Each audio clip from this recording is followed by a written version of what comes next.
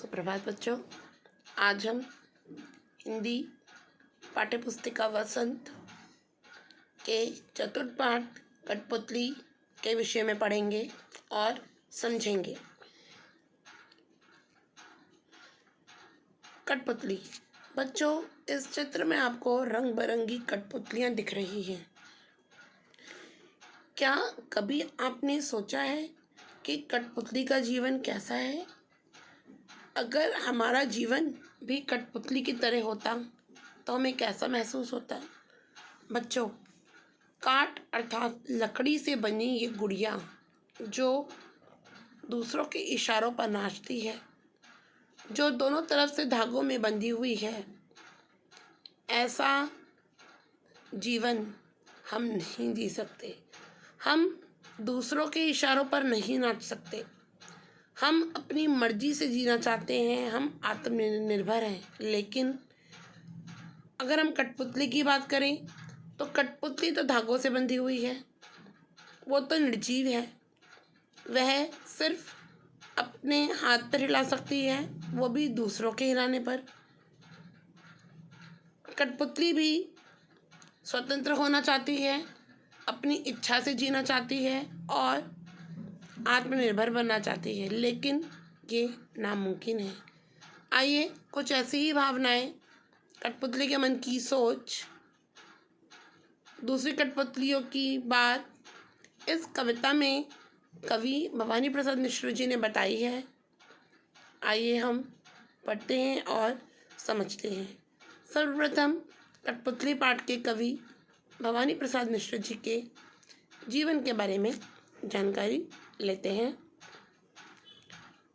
कठपुतली कविता के कवि भवानी प्रसाद मिश्र जी का पूरा नाम भवानी प्रसाद मिश्र है। इनका जन्म 29 मार्च 1913 को टिगरिया नामक गांव, जो कि होशंगाबाद नामक जिला है, ये मध्य प्रदेश में स्थित है। भवानी प्रसाद मिश्र जी की मृत्यु 20 फरवरी 1985 को हुई। बच्चों, गोमती देवी भवानी प्रसाद मिश्र जी की माता हैं और पंडित सीताराम मिश्र जी भवानी प्रसाद मिश्र जी के पिताजी हैं।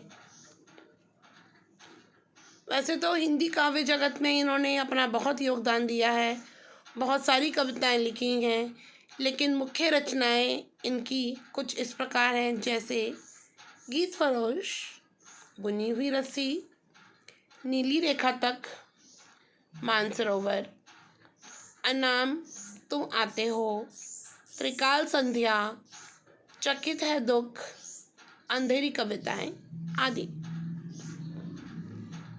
इन्होंने अपने काव्य में हिंदी, अंग्रेजी के साथ साथ संस्कृत भाषा का भी प्रयोग किया है। इन्होंने हाई स्कूल, इंटर की परीक्षा पास करने के बाद तक की शिक्षा, इन्होंने बीए कक्षा तक की शिक्षा भी प्राप्त की है। इनको वैसे तो बहुत सारे पुरस्कार मिले हैं, लेकिन मुख्य रूप से इनको साहित्य अकादमी पुरस्कार और पद्मश्री प्राप्त हुआ है और राज्य स्तर पर इनको शिखर सम्मान से भी सम्मानित किया गया है। हिंदी के प्रसिद्ध कवि और गांधीवादी विचारधारा के कवि माने जाते हैं। बच्चों, आइए अब हमने भवानी प्रसाद मिश्र जी के बारे में मेन जानकारी प्राप्त की। अब मैं पाठ का आदर्श पाठ करूंगी और आप मेरे साथ भी दोहराएंगे। कठपुतली। कठपुतली गुस्से से उबली, कठपुतली गुस्से से उबली, बोली ये धागे क्यों हैं मेरे पीछे आगे, बोली ये धागे क्यों हैं मेरे पीछे आगे, इन्हें तोड़ दो, इन्हें तोड़ दो, मुझे मेरे पाँव पर छोड़ दो। सुनकर बोली और कठपुतलियाँ, सुनकर बोली और कठपुतलियाँ कि हाँ बहुत दिन हुए, कि हाँ बहुत दिन हुए हमें अपने मन के छंद छुए। मगर पहली कठपुतली सोचने लगी, मगर पहली कठपुतली सोचने लगी, ये कैसी इच्छा मेरे मन में जगी, कि ये कैसी इच्छा मेरे मन में जगी। अब कठपुतली बोलती है, सोचती है कि आज़ाद भी होना चाहती है, बंधन में भी नहीं रहना। और जब सिर्फ अपनी आज़ादी के विषय में सोच रही थी तो ठीक था, लेकिन जब और कठपुतलियों के विषय में सोचने की बात आई तो उसके ऊपर जिम्मेदारी आ गई। तो वो सोचती है कि ये कैसी इच्छा मेरे मन में जग रही है। आइए अब भावार्थ के माध्यम से पढ़ते हैं। पहले पद्यांश में कवि ने बताया है कि कठपुतली गुस्से से उबली, बोली ये धागे क्यों हैं मेरे पीछे आगे, इन्हें तोड़ दो, मुझे मेरे पाँव पर छोड़ दो। कवि इन पंक्तियों के माध्यम से बताते हैं कि कठपुतली जो कि वर्षों से धागों में बंधी हुई है और वह अब आज़ाद होना चाहती है, वह आत्मनिर्भर बनना चाहती है, पराधीनता के बंधन से मुक्त होना चाहती है। इसी स्वतंत्रता की बात को वह सोच रही है और ऐसी ही इच्छा कुछ उसके मन में जागृत होती है।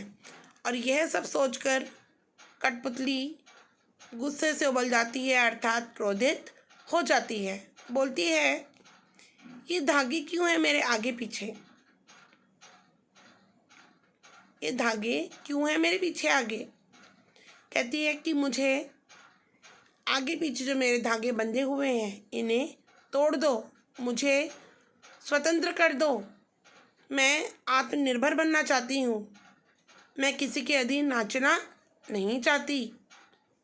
मुझे मेरे पाँव पर छोड़ दो, मुझे इस जीवन से, इस बंधन से मुक्त कर दो, मुझे आज़ाद कर दो। मैं इस पराधीनता के बंधन से मुक्त होना चाहती हूँ। और यही सब बातें सोचकर कठपुतली क्रोधित होते हुए ये सब बोल रही है। शब्दार्थ: कठपुतली लकड़ी से बनी गुड़िया गुस्से से उबली, क्रोधित हो गई। पाँव पर छोड़ देना, अपने ऊपर निर्भर होने देना। दूसरा देखते हैं। सुनकर बोली और कठपुतलियाँ कि हाँ बहुत दिन हुए हमें अपने मन के छंद छुए। शब्द देखते हैं। और दूसरी उसकी साथ की कठपुतलियाँ, मन के छंद छूना, मन की बात सुनना। कठपुतली बोलती है इन पंक्तियों में भी कठपुतलियों की मन की व्यथा, उनकी इच्छा, उनकी भावनाओं का वर्णन करते हुए कवि कहते हैं कि पहली कठपुतली की बात सुन रही थी कठपुतलियाँ, और जो उसके साथ में थी वो बोलती हैं कि हाँ वो भी अपने मन की इच्छा को आगे बढ़ाती हैं। कहती हैं हाँ उनके मन में भी वही इच्छा जगने लगी अब कि वह भी उस पराधीनता के बंधन से मुक्त होना चाहती हैं, वह भी आज़ाद होना चाहती हैं। इसी बात को सोचती हैं कि हमारे इन धागों को तोड़ देना चाहिए, हमें अपने हाल पर छोड़ देना चाहिए, हम अपना जीवन खुद जी सकती हैं। बहुत दिन हुए, वो कहती हैं पहली कठपुतली की बात सुनकर, बहुत दिन हुए, कई दिनों से हम इन धागों में जकड़ी हुई हैं, हम बंधी हुई हैं, हमें भी अपने मन की इच्छा से जीना है, हम किसी के बंधन में बंधे हुए नहीं रहना चाहती, इसलिए हमें भी आज़ाद कर दो, हम भी आज़ाद होना चाहती हैं। तीसरा देखते हैं। मगर पहली कठपुतली सोचने लगी ये कैसी इच्छा मेरे मन में जगी। शब्दार्थ इच्छा जागना, चाहत उत्पन्न होना। इन पंक्तियों में कवि ने बताया है कि पहले तो सिर्फ पहली कठपुतली अपने विषय में सोच रही थी कि उसे उसके हाल पर छोड़ दिया जाए, उसे आज़ाद कर दिया जाए, उसे धागे तोड़कर बंधन मुक्त कर दिया जाए। लेकिन जब उसकी बात और कठपुतलियों ने सुनी, उसकी साथी कठपुतलियों ने सुनी, तो वो भी अपने बारे में सोचने लगी। तब पहली कठपुतली सोचने लगी कि मैं तो अपने बारे में सोच रही थी, लेकिन ये कैसा विद्रोह कब मेरे मन में बीज जगा। अगर मैं और कठपुतलियों की अपनी जिम्मेदारी तो मैं ले सकती हूँ, लेकिन और कठपुतलियों की जिम्मेदारी मैं कैसे लूँगी। बोलना आसान है, लेकिन स्वतंत्र जीवन जीना कठपुतलियों के इतना आसान नहीं था। वह बंधन में थी, तब तक वह खुश थी, लेकिन अगर कठपुतली आज़ाद हो भी गई तो उनकी जिम्मेदारी कौन लेगा। ये सब बातें पहली कठपुतली को परेशान करने लगी। वो कहने लगी कि ये कैसी इच्छा मेरे मन में जगी, जिस बात को जो बात हो नहीं सकती, जिस विषय में कुछ कहा नहीं जा सकता, जो बात नामुमकिन है, तो ऐसी भावना मेरे मन में कैसे जगी। यह सब सोचकर वो परेशान हो रही है। आइए पाठ का सारांश देखते हैं। कठपुतली बताती है कि सदियों से धागे में बंधी और दूसरों के इशारों पर नाचती कठपुतली को क्रोध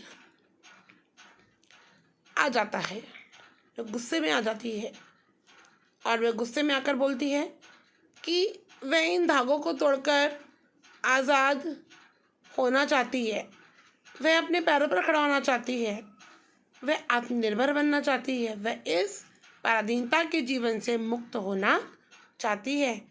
उसकी बात सुनकर अन्य कठपुतलियाँ भी आज़ाद होने के लिए बेचैन हो उठी। उनके मन में भी आज़ाद होने की इच्छा जागृत हो गई। वह भी सोचने लगी।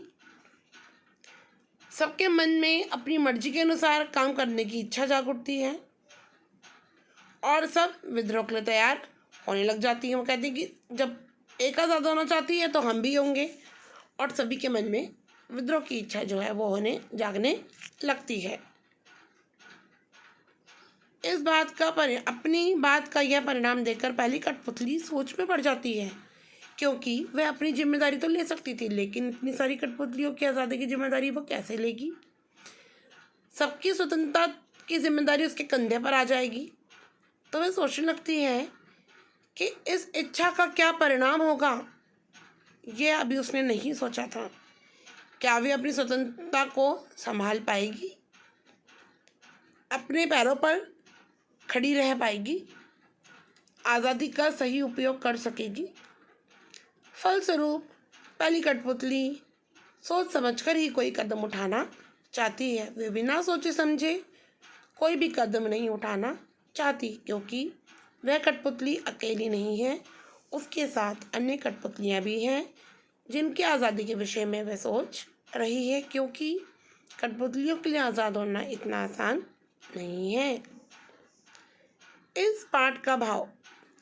कठपुतली कविता में बच्चों आपने देखा कि कवि ने कठपुतली के मन की भावनाओं, इच्छा और उसकी सोच के विषय में बताया है कि पहले पद्यांश में कवि ने उसकी भावनाओं को बताया है कि वो आज़ाद होना चाहती है, वो क्रोधित हो जाती है, वह परेशान हो जाती है, वह आत्मनिर्भर होना चाहती है, वह इस बंधन मुक्त जीवन को जीना चाहती है।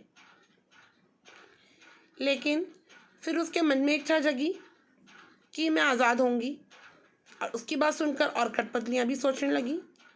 लेकिन वह ये कैसा विद्रोह का बीज बोने जा रही थी। अपनी स्वतंत्रता तो वह संभाल सकती थी, लेकिन औरों की जिम्मेदारी वो कैसे ले सकती थी। फिर तीसरे पद्यांश में कवि ने हमें यह आसान तौर पर समझाया है कि कैसी सोच उसके मन में जगी जिससे वह परेशान हो जाती है और कोई भी कार्य वो सोच समझ कर करना चाहती है। आपको पाठ समझ में आया होगा। आप घर पर हैं, सुरक्षित रहें, बाहर ना निकलें, बार बार हाथ धोते रहें, सफाई का विशेष ध्यान रखें और साथ ही साथ अपनी पढ़ाई का भी ध्यान रखकर पढ़ते रहें, समझते रहें।